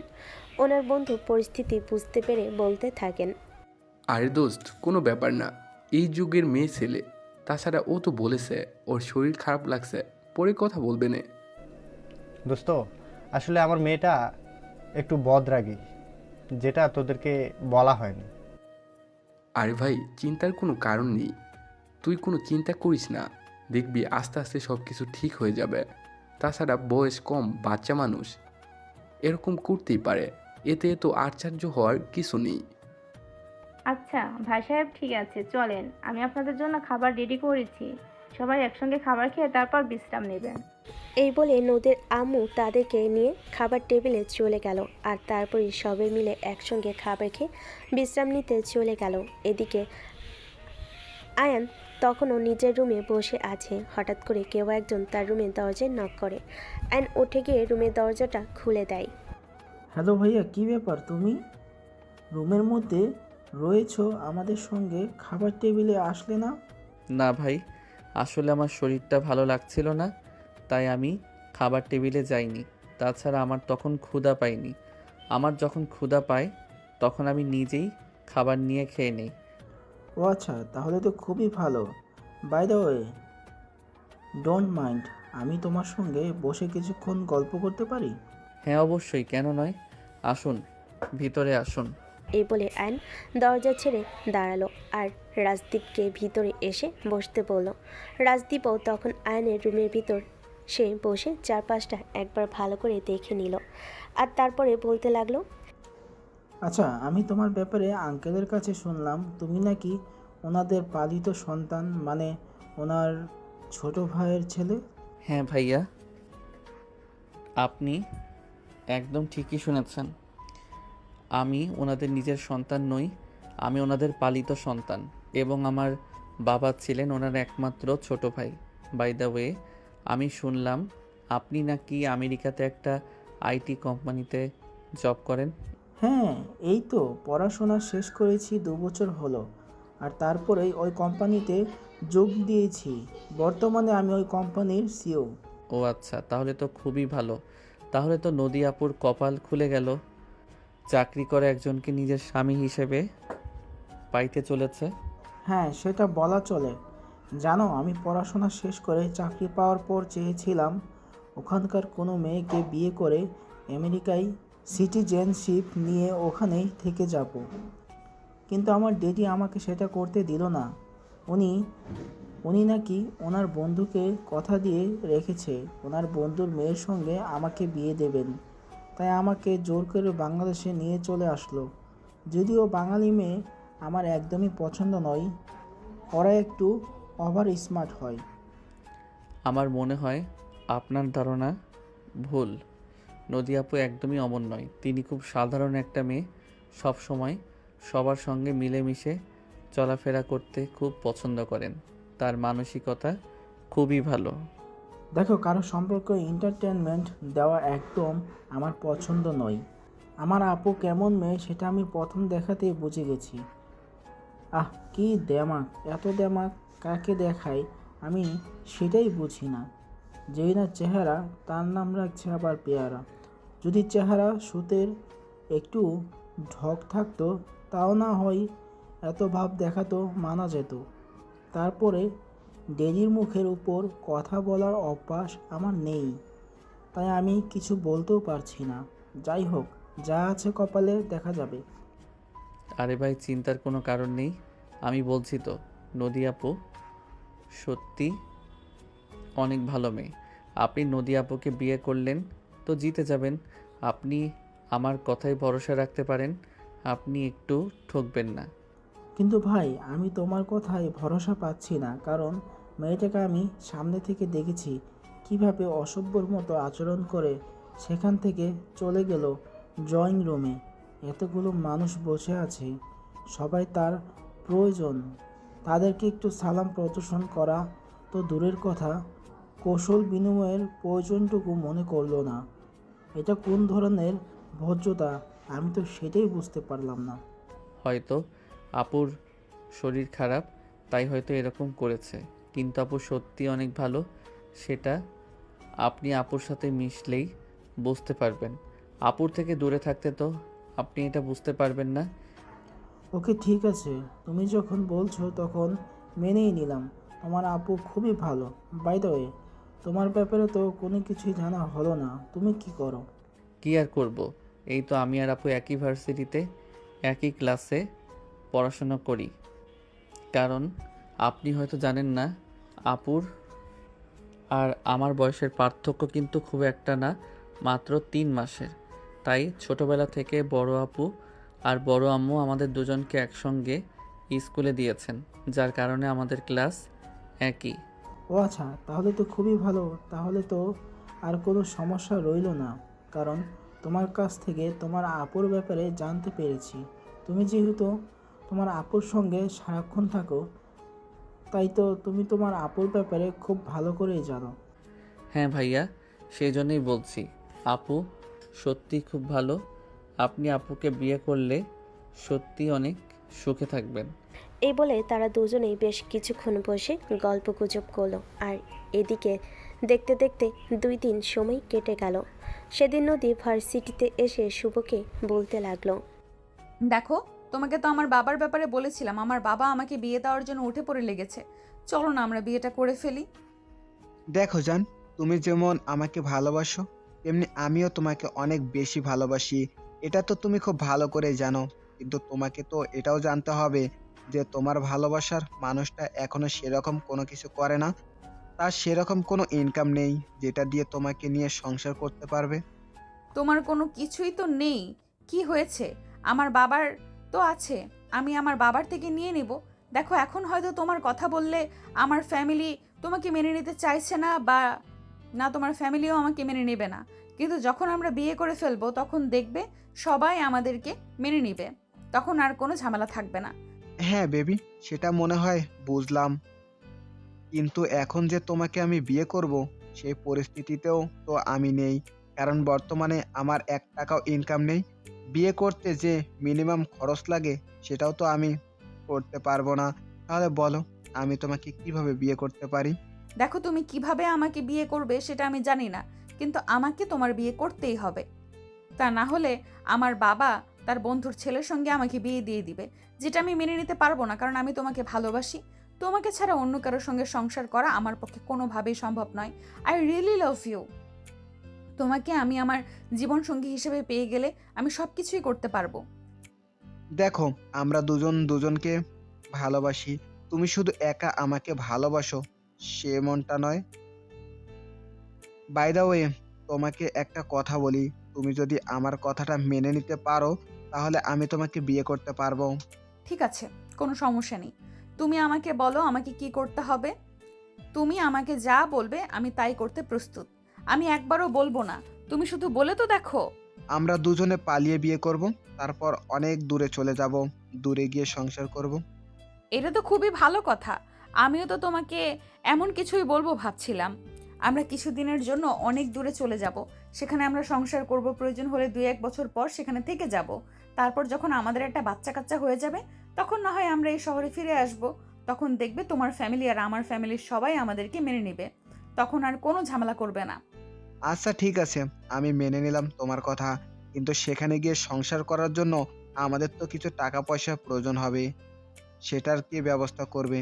সেটা একবারও কি তুমি ভেবে দেখেছো? টাকা পয়সা নিয়ে তোমাকে কোনো চিন্তা করতে হবে না, কারণ আমার বাবা অলরেডি আমার বিয়ের জন্য বেশ কিছু গহনা বানিয়ে রেখেছেন, আর সেই সঙ্গে নগদ কিছু অর্থও বাড়িতে নিয়ে রেখেছেন। আমি সেখান থেকে আমার প্রয়োজনীয় সব কিছু গুছিয়ে নেব, যাতে আমরা 2 বছর অনায়াসে চলে যেতে পারি, যাতে আমাদের কোনো সমস্যাতেই পড়তে না হয়। শোনো, তাহলে তোমাকে একটা কথা বলি। তুমি বাড়িতে গিয়ে এমন ভাব দেখাবে যেন তুমি বিয়েতে রাজি, আর তোমার অনেক কিছুর ডিমান্ড করবে, অনেকগুলো গহনা নেবে, যেগুলো তুমি বাড়ি থেকে চলে আসার সময় নিয়ে আসবে। আর তারপর এগুলো বিক্রি করে আমরা যাতে অনেকদিন চলতে পারি। ঠিক আছে বাবু, কোনো সমস্যা নেই, তুমি কোনো চিন্তা করো না, আমি এমনটাই করব। কিন্তু তারপরও আমার তোমাকেই লাগবে, কারণ আমি তোমাকে প্রচণ্ড পরিমাণ ভালোবাসি। তোমাকে ছাড়া আমি আর কিছুই চাই না। আচ্ছা ঠিক আছে, তাহলে আজ তুমি বাসায় চলে যাও। আগামী 3 দিন পর তোমার বিয়ে, আর এই 3 দিনে তুমি তোমার সব কিছু গুছিয়ে নেবে। আচ্ছা ঠিক আছে বাবু, তুমি কোনো চিন্তা করো না।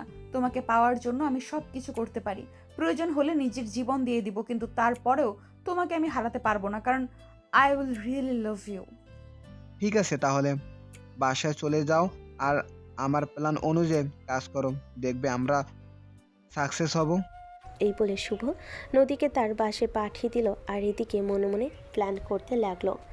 আরে ব্রয়লার মুরগি, তুই একবারও বুঝতেও পারলি না যে তোকে আমি ব্যবহার করে জাস্ট ছুঁড়ে ফেলে দিব।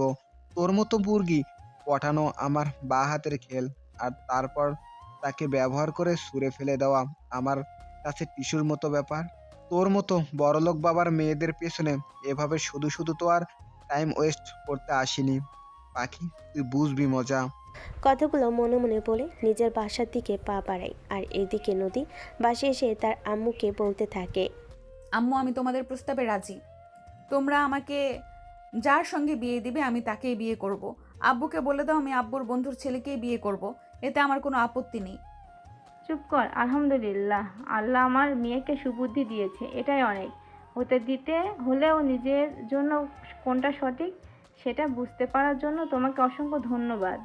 যাই হোক, আমি তোমার আব্বুকে খবরটা দিয়ে আসি। এই বলে নদী আম্মু ড্রয়িং রুম থেকে ছুটতে ছুটতে নদীর বাবার কাছে ছুটে গেলেন, আর তারপর তাকে সব কিছু খুলে বলেন। নদীর বাবা এই খবরটা শুনে অনেক খুশি হয়, কারণ তিনি নিজের কথা রক্ষা করতে পারবেন। সেই খুশিতে সেদিন বিকেলে নদী, তার আব্বু আম্মু আর রাজদীপ 3 জনে মিলে বিয়ের শপিং করতে যায়। নদী সব কিছু শুভর বুদ্ধিমতোই করছিল। শুভ যা যা বলে দিয়েছে সে সব কিছুই করছিল। অনেক অনেক গহনা কিনেছিল, যেটা থেকে রাজদীপের একটু সন্দেহ লাগছিল। তাই তো রাজদীপ নদীকে বলে, দেখো, আমরা তো বিয়ের পরে আমেরিকায় চলে যাব, সেখান থেকে তুমি গোল্ড আর ডায়মন্ড নিতে পারো। এখানে এত কিছু কেনার কোনো প্রয়োজন নেই। কেন নিব না? অবশ্যই নিব। আমার বাবার একমাত্র মেয়ে আমি আর বিয়ে তো জীবনে একবারই হয়। বিয়ের দিন যদি গা ভর্তি গয়না নাই পড়তে পারি, তাহলে লোকে দেখে কি বলবে, সেটা একবার ভেবে দেখেছেন? এই কথা শুনে নদীর আম্মু নদীকে বলতে থাকে, আচ্ছা ঠিক আছে, কোনো সমস্যা নেই। তোমার যত গহনা পছন্দ হয় তুমি ততটাই নাও। তোমার বাবা আনলিমিটেড টাকা দিয়েছেন, কোনো সমস্যা হবে না। তুমি আমাদের একমাত্র আদরের রাজকন্যা। তুমি আমাদের কাছে চেয়ে পাওনি এমন কোনো কিছু কখনো হয়নি, আর এখনও হবে না। তাই তুমি নিশ্চিন্তে তোমার জন্য কেনাকাটা করতে পারো। তখনই নদী তার আম্মুকে জড়িয়ে ধরে বলতে থাকে, ইউ আর সো গ্রেট আম্মু। তোমার মতো আম্মু পাওয়া ভাগ্যের ব্যাপার। আমি কপাল নিয়ে জন্মেছি, কারণ তোমাদের মতো মা বাবা আমি আমার জীবনে পেয়েছি। বাই দ্য ওয়ে আম্মু, আমার আরও কিছু গহনা পছন্দ হয়েছে, সেগুলোও নিতে চাই। ঠিক আছে মা, কোনো সমস্যা নেই। তোমার যা ভালো লাগে তুমি তাই নাও। এই বলে নদীর আম্মু নদীকে আরও গহনা নিতে বলে, আর নদী তার পছন্দ মতো প্রায় 30 ভরির মতো গহনা নিল, আর সেই সঙ্গে আরও অনেক কিছু কেনাকাটা করলো আর অবশেষে বাসায় ফিরে আসে। এদিকে আয়ান নিজের রুমের বেলকনিতে বসে আকাশ দেখছে। তখনই রাজদীপ পাশে এসে সোজা আয়নের রুমে চলে গেল। আয়ন পিছন ফিরে তাকিয়ে দেখে পিছনে কে এসেছে সেটা দেখতে পায়নি। তখনই পিছন থেকে রাজদীপ হঠাৎ করেই বলতে থাকে, কি ব্যাপার? তখন তোমাকে বলেছিলাম আমাদের সঙ্গে শপিংয়ে যাওয়ার জন্য, গেলে না। আর এখন এখানে মন খারাপ করে আকাশের দিকে তাকিয়ে আছো কেন? এমনি যাইনি, আসলে বাহিরের কোলাহল আমার ভালো লাগে না। এখানে দাঁড়িয়ে দাঁড়িয়ে নিস্তব্ধ আকাশ দেখতে আমার খুব ভালো লাগে, তাই আমি দিনের প্রায় সময়ই এখানে দাঁড়িয়ে দাঁড়িয়ে আকাশ দেখি। বাই দ্য ওয়ে, আপনাদের কেনাকাটা হয়ে গেছে? আপনাদের মানে তুমি কি বলতে চাইছো? আমরা কেউ কোনো কেনাকাটা করিনি। যা কেনাকাটা করার সব নদী করেছে। জানো, আমার একটা বিষয় খুব ভাবাচ্ছে। নদী অনেকগুলো গহনা নিয়েছে। এত গহনা দিয়ে কি করবে? সেখানে আমি বলেছিলাম আমরা কিছুদিন পরে আমেরিকায় চলে যাব আর সেখান থেকে তাকে গোল্ড ও ডায়মন্ড কিনে দিব, কিন্তু সে আমার কোনো কথাই শুনলো না। তখনই আয়ান রাজদীপকে বলতে থাকে, আরে ভাই, মেয়েদের গহনা আর শাড়ির প্রতি একটু আকর্ষণ বেশি থাকে, তাই হয়তো নিয়েছে। এতে অবাক হওয়ার কিছু নেই। প্রত্যেকটা মেয়ে এরকম গহনা আর শাড়ি খুব পছন্দ করে। রাজদীপ তখন আর কিছু বলল না, কারণ সে বুঝতে পারলো ফ্যামিলির মানুষের কাছে এই বিষয়টা একটু নর্মাল, কিন্তু তার কাছে তারপরও যেন এই ব্যাপারটা কেমন খটকা খটকা লাগছে। এদিকে বিয়ের দিন ঘনিয়ে আসলো। নদী রুমে গিয়ে লুকিয়ে লুকিয়ে শুভর সঙ্গে কথা বলে। এই বিষয়টা অ্যান লক্ষ্য করছে, কিন্তু কিছু বলতে পারছে না, কারণ তাকে বকা শুনতে হবে। কিন্তু অ্যান এবার মনে মনে ভাবলো, যখন বিয়েটা হয়ে যাচ্ছে তখন কেন শুভর সঙ্গে এত কথা বলছে। তাই সে মনে মনে চিন্তা করে নদীর রুমে গেল। নদী তখন শুভর সঙ্গে প্রেম আলাপে মগ্ন ছিল। পিছন থেকে আয়ন বলতে লাগলো, দেখো আপু, একজনের সঙ্গে তোমার বিয়ে হয়ে যাচ্ছে। এখন অন্তত এই সব কিছু বাদ দাও। কথাটা বলেই পিছন ফিরে তাকায় নদী, আর তখনই আয়নকে দেখে আগুন হয়ে বলতে থাকে, এই ছোট লোকের বাচ্চা, তোকে কে বলেছে আমার রুমে আসতে? তোকে কে পারমিশন দিয়েছে আমার রুমে আসার জন্য? তোকে না কতবার বলেছি তুই আমার চোখের সামনে পর্যন্ত আসবি না। তোকে আমি সহ্য করতে পারি না, কিন্তু তারপরেও তুই কেন এসেছিস আমার রুমে? আপু, তুমি যেটা করছো সেটা একদম ঠিক করছো না। রাজদীপ ভাইয়া যদি জানতে পারে তুমি তার সঙ্গে বিয়ে করতে চেয়ে তোমার বয়ফ্রেন্ডের সঙ্গে সম্পর্ক কন্টিনিউ করছো, তাহলে উনি কিন্তু খুব কষ্ট পাবেন। আজ বাদে কাল তোমাদের বিয়ে। এখন অন্তত এটা বাদ দাও। এই উগন্ডারের বংশধর, তুই আমার চোখের সামনে থেকে সর। আমি কি কল্পনা করব সে ব্যাপারে আমি তোর কাছ থেকে কোনো অ্যাডভাইস নেব না। তোর চেহারাটাও যে আমি দেখতে পারি না, এটা কি তুই বুঝিস না? ছোট লোকই তোর কোথাকার। এই বলে নদী আয়নকে ধাক্কাতে ধাক্কাতে নিজের রুম থেকে বের করে দিল, আর সঙ্গে সঙ্গে দরজাটা বন্ধ করে দিল। এই দৃশ্যটা একটু দূরে দাঁড়িয়ে দেখছিল রাজদীপ। নদী যখন রুমের দরজা বন্ধ করে দিল, তখনই আয়নের কাছে রাজদীপ এগিয়ে এলো, আর রাজদীপ তখন আয়নকে বলতে লাগলো, কি ব্যাপার আয়ান, কি হয়েছে? আমি তো কিছু বুঝতে পারলাম না। নদী এভাবে তোমাকে ধাক্কাতে ধাক্কাতে রুম থেকে বের করে দিয়েছে কেন?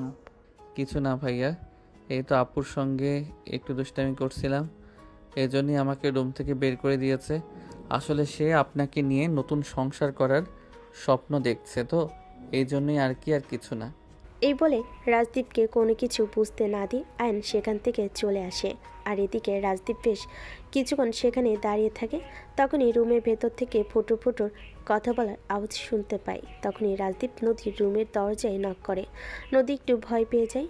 নদী শুভর সঙ্গে কথা বলা শেষ করে ফোনটা রেখে দিয়ে তারপরে রুমের দরজা খুলে রাজদীপকে সেখানে দেখতে পেয়ে এসে বলতে থাকে, কি ব্যাপার? তুমি হঠাৎ এখানে? কিছু হয়েছে নাকি? তোমার কিছু লাগবে? না, এমনি একা একা বোর ফিল করছিলাম, তাই ভাবলাম তোমার সঙ্গে একটু গল্প করা যাক, এই জন্যে চলে আসা। বাই দ্য ওয়ে, আমি এসে আবার তোমাকে বিরক্ত করলাম না তো? আরে না, সেরকম কোনো ব্যাপার না। আমিও রুমে একা একাই শুয়েছিলাম। আসুন না, ভেতরে এসে বসুন, তারপর আপনার সঙ্গে গল্প করি। আপনি বসুন, আমি আয়ানকে বলি আমাদের দুজনের জন্য চা পাঠাতে। না, সেটা কোনো প্রয়োজন হবে না। আপনি বলছেন আপনার সঙ্গে গল্প করি, বাস এইটুকুই চলে যাবে।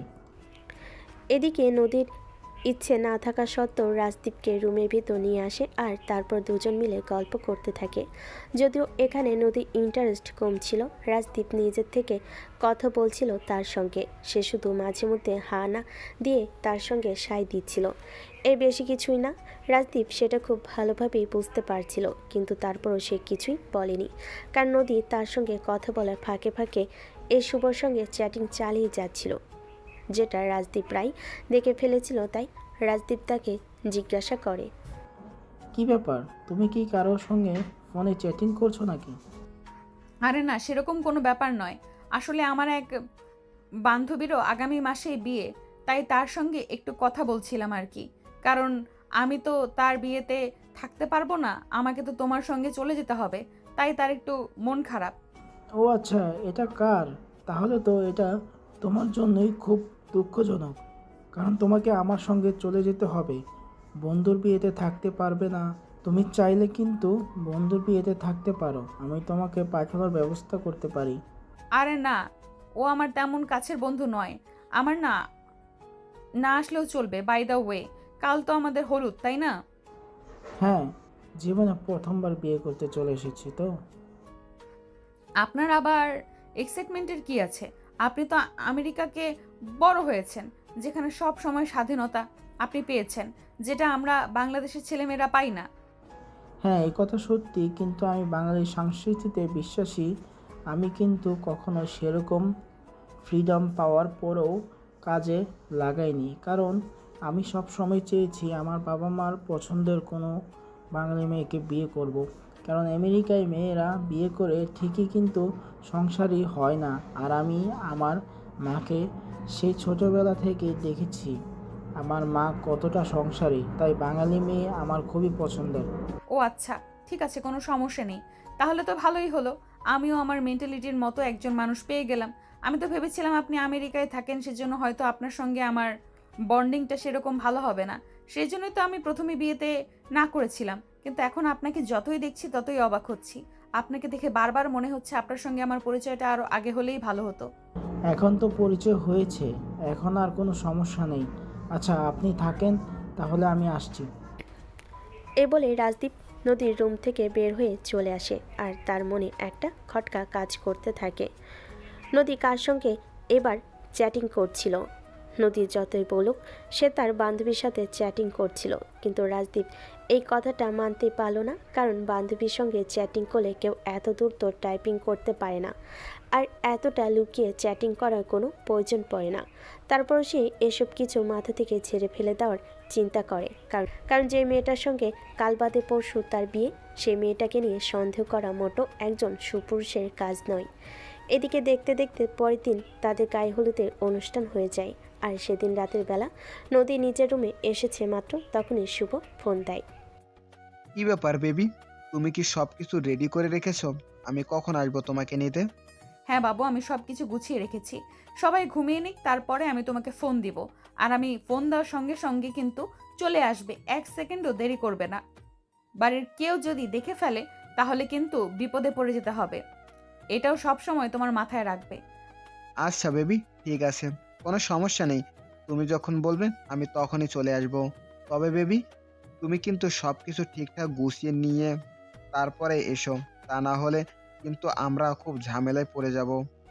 এই বলে ফোন কেটে দেয় শুভ, আর এদিকে নদী নিচের রুমে বসে অপেক্ষা করতে থাকে কখন রাত গভীর হবে আর সবাই ঘুমিয়ে যাবে। তার অপেক্ষার সময় যেন কাটছিল না।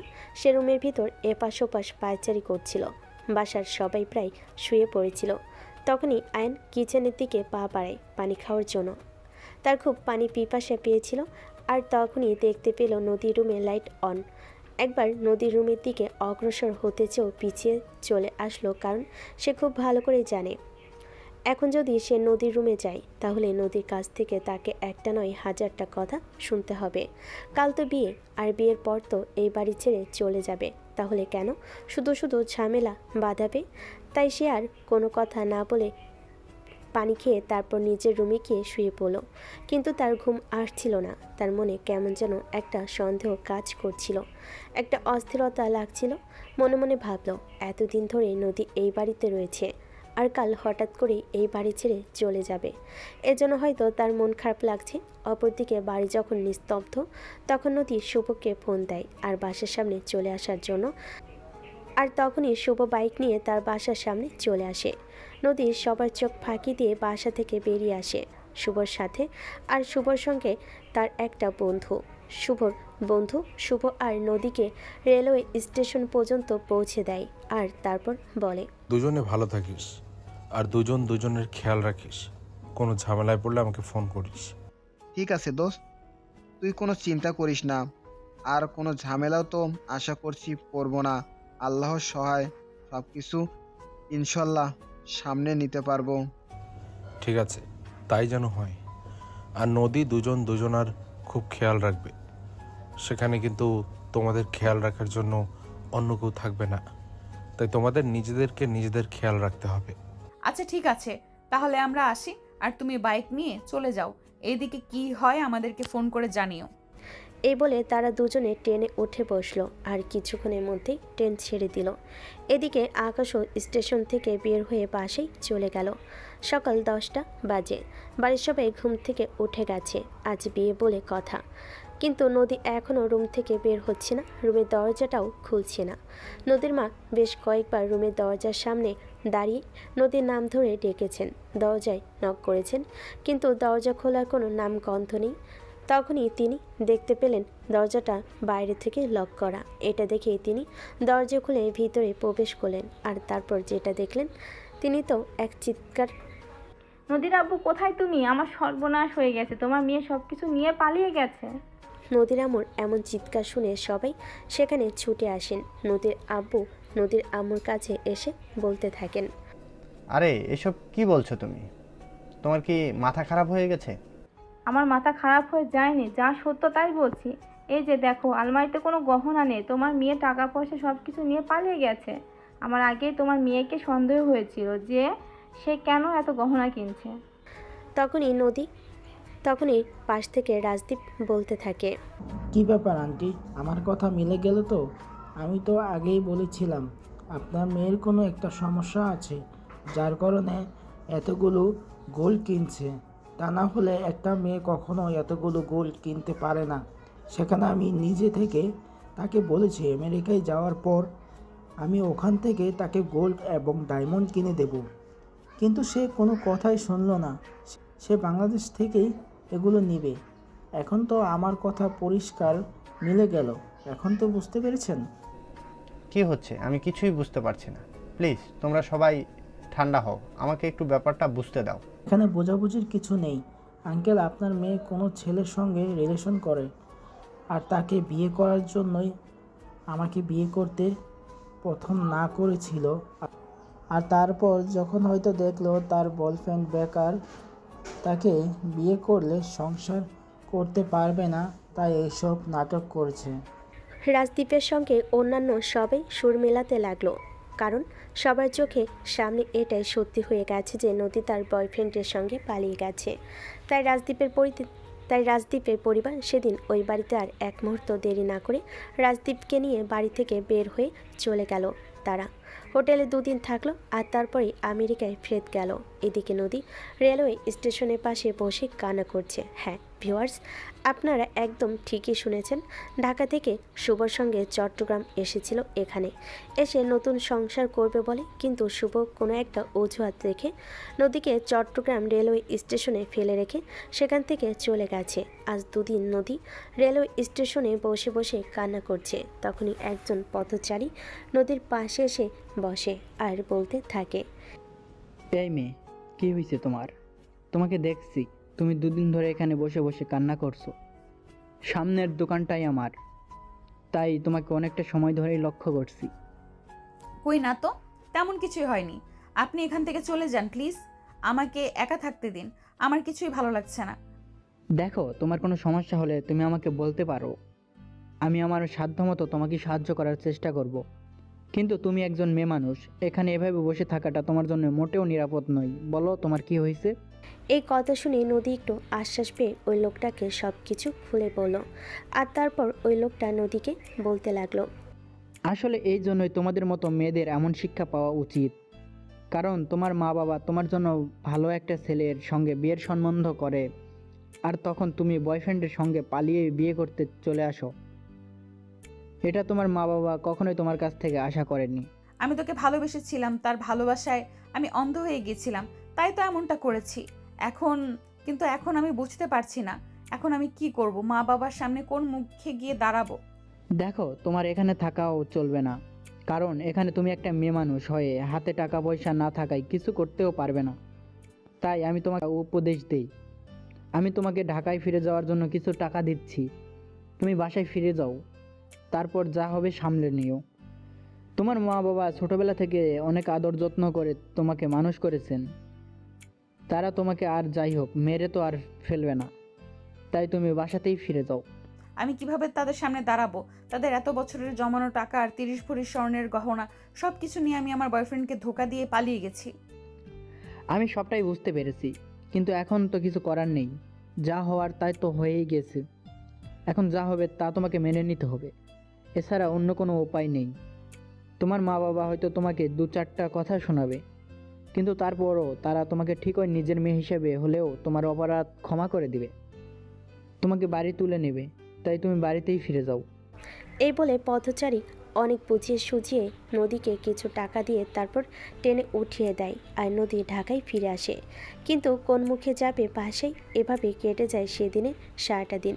সন্ধ্যা হবে হবে এমন সময় বাসার সামনে এসে দাঁড়ায় আয়ন। তখন কোনো একটা কাজের জন্য বাসা থেকে বের হচ্ছিল, তখনই হঠাৎ বাসার সামনে পাগলি টাইপের একটা মেয়ে দেখে সে থমকে দাঁড়ায়। তাদের এলাকায় তো কোনো পাগলি নেই, তাহলে কে এটা? এটা চিন্তা করতে করতে সে সামনের দিকে এগিয়ে যায়, আর তখনই দেখতে পায় এটা আর কেউ নয়, স্বয়ং নদী দাঁড়িয়ে আছে। আইন তখনই নদীকে বলতে থাকে, আরে আপু, তুমি এখানে এই কয়েকদিন তুমি কোথায় ছিলে জানো? তোমাকে আমরা কোথায় কোথায় খুঁজেছি, সারা শহর তন্ন তন্ন করে খুঁজেছি তোমার জন্য। বড় আব্বু আজ হসপিটালে। নদী কোনো কথা না বলে চুপচাপ দাঁড়িয়ে থেকে কান্না করছে। আজকে নদী আর সেদিনের নদীর মধ্যে অনেক তফাৎ। সে একদম বোবার মতো হয়ে দাঁড়িয়ে সব কিছু শুনছে, যেন সে কথা বলার ভাষা হারিয়ে ফেলেছে। তখনই আয়ন তাকে বলতে থাকে, কি ব্যাপার, কি হয়েছে আপু? তুমি কোনো কথা বলছো না কেন? এভাবে কান্না করছো কেন? প্লিজ কিছু একটা তো বলো। আয়ান প্লিজ, তোরা সবাই আমাকে ক্ষমা করে দে, আমার ভুল হয়ে গেছে, প্লিজ এই শেষবারের মতো আমাকে ক্ষমা করে দে। আরে আপু, কি হয়েছে সেটা তো খুলে বলো, তা না হলে বুঝবো কি করে। আর তুমি এমনভাবে কান্না করছো, বলো আমাকে। আমি সেদিন রাতে সব কিছু নিয়ে শুভর সঙ্গে পালিয়ে গেছিলাম, আর শুভ আমাকে রাজশাহী রেলওয়ে স্টেশনে একা ফেলে রেখে কোথায় যেন চলে গেছে, তার কোনো খোঁজ খবর আমি জানি না, আমার ফোনটা পর্যন্ত নিয়ে গেছে। হায় আল্লাহ, এসব তুমি কি বলছো? আচ্ছা ঠিক আছে, কোনো সমস্যা নেই, তুমি বাড়ির ভিতরে আসো, খাওয়া দাওয়া করো, তারপর বিশ্রাম নাও। আমি হসপিটালে যাচ্ছিলাম, বড় আব্বুকে আজ রিলিজ করা হবে, তাকে বাসায় নিয়ে আসার জন্য। তুমি বাসায় গিয়ে খাওয়া দাওয়া করে বিশ্রাম করো, আমি ততক্ষণে বড় আব্বু আর বড় আম্মুকে নিয়ে বাসায় চলে আসি। এ বলে আয়ন নদীকে বাসে পাঠিয়ে দিয়ে তারপর সেখান থেকে হসপিটালে চলে গেল নদীর আব্বু আম্মু দুজনকে বাসে নিয়ে আসার জন্য। রাত 8টার দিকে আয়ন তাদের দুজনকে নিয়ে বাসায় চলে আসে। তারপর তিনজনে মিলে একসঙ্গে বসে খাওয়া দাওয়া করে, আর আয়ন তার বড় আব্বুকে নিয়ে এসে ড্রয়িং রুমে বসে।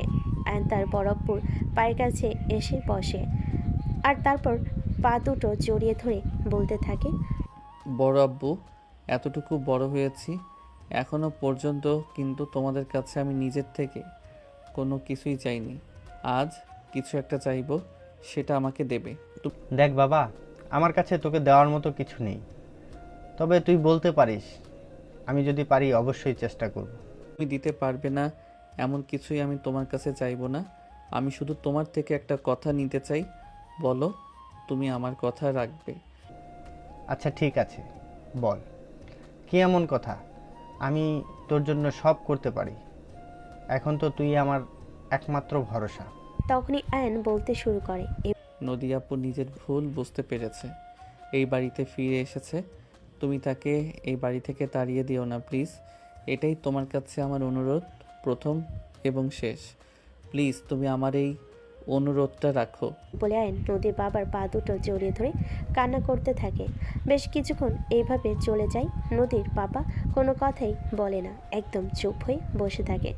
তখনই আয়ন আবারও বলতে থাকে, কি ব্যাপার বড় আব্বু, আমি তোমাকে কিছু বলেছি কিন্তু তুমি আমার কথার উত্তর দিচ্ছ না কেন? বলো, তুমি নদী আপুকে কিছুই বলবে না? তাকে তুমি মেনে নিবে? তাকে তুমি এই বাড়িতে জায়গা দেবে? বেশ কিছুক্ষণ চুপ থাকার পর নদীর বাবা আয়নকে বলে নদীকে ওনার সামনে নিয়ে আসার জন্য। আয়ন নদীকে তার রুম থেকে ড্রয়িং রুমে নিয়ে আসে। নদী কাচুমাচু হয়ে দাঁড়িয়ে আছে, ভয় একদম চুপসে গেছে, মাথা নিচু করে দাঁড়িয়ে আছে, উপর দিকে তাকানোর সাহস পর্যন্ত পাচ্ছে না। তখনই নদীর বাবা তাকে বলতে থাকে, আমি ওকে একটা শর্তেই ক্ষমা করব, শুধুমাত্র ও যদি তোকে বিয়ে করতে রাজি হয়। কথাটা শুনে ভীষণভাবে চমকে যায় নদী এবং আয়ান। নদী কিছু বলতে চাইলেও বলতে পায়নি, তাই আয়ান বলতে থাকে, মানে তুমি কি বলতে চাইছো বুঝতে পারছি না। আমি একটা শর্তেই নদীকে এই বাড়িতে থাকতে দেব, যদি নদী তোকে বিয়ে করে আর তোকে স্বামীর মর্যাদা দেয়, আর নয়তো তাকে এই মুহূর্তে এই বাড়ি থেকে বের হয়ে যেতে হবে। এই বাড়িতে তার কোনো জায়গা হবে না। তখনই নদীর সাত পাঁচ চিন্তা না করে তার বাবাকে বলে, ঠিক আছে, আমি রাজি, কোনো সমস্যা নেই, তুমি বিয়ের ব্যবস্থা করো। নদীর এই কথাটা বলতে দেরি হলো। নদীর বাবা বাসায় কাজী ডেকে নিতে দেরি করলেন না। সব কিছু দেখে আয়ন একদম অবাক। এসব কি হতে চলেছে? সে কিনা নিজের বোনকে বিয়ে করতে হবে। সে কোনো কথা বলতে পারছে না। বিয়ের সমস্ত কাজটাই হয়ে এসেছে, শুধু কবুল বলা বাকি। তখন নদীর আম্মু হাত দুটো শক্ত করে ধরে বলতে থাকে, বড় আম্মু, এসব কি হচ্ছে? প্লিজ তোমরা এমন কিছু আমার সঙ্গে করো না। নদী আপু শুভ ভাইয়াকে ভালোবাসে, তার মধ্যে আবার রাজদীপ ভাইয়ার সঙ্গে বিয়ে ভেঙে গেল। আমি আপুর চাইতে বয়সে ছোট, তাছাড়া আমরা ভাই বোন। এমন কিছু করো না প্লিজ। আমার কিছুই করার নেই, তোমার বড় আব্বু নিজে সিদ্ধান্ত নিয়েছে, তাই এখানে আমার কোনো কথা চলবে না। চুপচাপ যা হচ্ছে মেনে নাও। এই বলে নদীর আম্মু নিজের হাত ছাড়িয়ে দিয়ে সেখান থেকে চলে গেলেন। আয়ন তখন আর কাউকেই কোনো কিছু বলতে পারল না, চুপচাপ সবটা মেনে নিতে হলো। এদিকে বাসর ঘরে বসে আছে নদী, কিন্তু আয়ন কোনোভাবেই বাসর ঘরে প্রবেশ করতে চাইছে না। সেটা কোনোভাবেই মেনে নিতে পারছে না। নিজের আপন চাচাতো বোনকে তার বিয়ে করতে হয়েছে। নদীর আম্মু একরকম জোর করে আয়নকে নদীর রুমে দিয়ে গেছে। আয়ন তখনও দরজার সামনে দাঁড়িয়ে আছে, দরজা বাইরের দিক থেকে বন্ধ। তখনই আয়ন নদীকে বলতে থাকে, প্লিজ আপু, তুমি আমাকে ভুল বুঝো না। তোমাকে বিয়ে করার কোনো ইচ্ছে আমার নেই। আমি নিজেই তোমাকে তালাক দিয়ে দেব। তখনই আয়নকে চমকে দিয়ে নদী বলতে থাকে, তালাক দিবি মানে? সব কিছু ছেলে খেলা পেয়েছিস নাকি? যা, সবাই আমার সঙ্গে ছেলে খেলা করবি? তোর সঙ্গে আমার বিয়ে হয়েছে, আমি তোর বিয়ে করা বউ, আর আমাকে তুই এখনই বলছিস তালাক দিয়ে দিবি? আর এই সব কিছু আমাকে মেনে নিতে হবে? কখনোই না। তোর সঙ্গে আমার বিয়ে হয়েছে, আর এখন আমি তোর সঙ্গে বাসর করব, এটাই আমার শেষ কথা। আরে আপু, এসব তুমি কি বলছো? তোমার কি মাথা খারাপ হয়ে গেছে নাকি? হ্যাঁ, আমার মাথা খারাপ হয়ে গেছে, আর আমি পাগল হয়ে গেছি। এখন তোর যা ভালো লাগে তাই। আপু, আমি তোমার ভাই হই, এটা ভুলে যেও না প্লিজ। না, আমি ভুলে যাইনি তো। তুই আমার চাচাতো ভাই হোস। নিয়ে এবার শুরু কর, তোর সঙ্গে টি-20 খেলবো এক্ষুনি। এই বলে নদী আয়নকে ধাক্কা দিয়ে খাটের উপর ফেলে দেয়, আর নিজে আয়নের বুকের উপর উঠে বসে আয়নকে কিছু কথা বলার সুযোগ না দিয়েই তার ঠোঁট দুটো নিজের দখলে নিয়ে গভীরভাবে চুমু খেতে থাকে। আর এভাবে শুরু হয় তাদের দুষ্টু মিষ্টি একটা ভালোবাসার গল্প। সুপ্রিয় ভিউয়ার্স, আমাদের আজকের গল্পটি এ পর্যন্তই ছিল। গল্পটি ভালো লাগলে লাইক, কমেন্ট অ্যান্ড শেয়ার করে পাশে থাকবেন। আর নিত্য নতুন ভালোবাসার গল্প পেতে আমাদের চ্যানেলটিকে সাবস্ক্রাইব করে রাখবেন। এতক্ষণ সাথে থাকার জন্য ধন্যবাদ। সবাই ভালো থাকবেন, সুস্থ থাকবেন। আল্লাহ হাফেজ।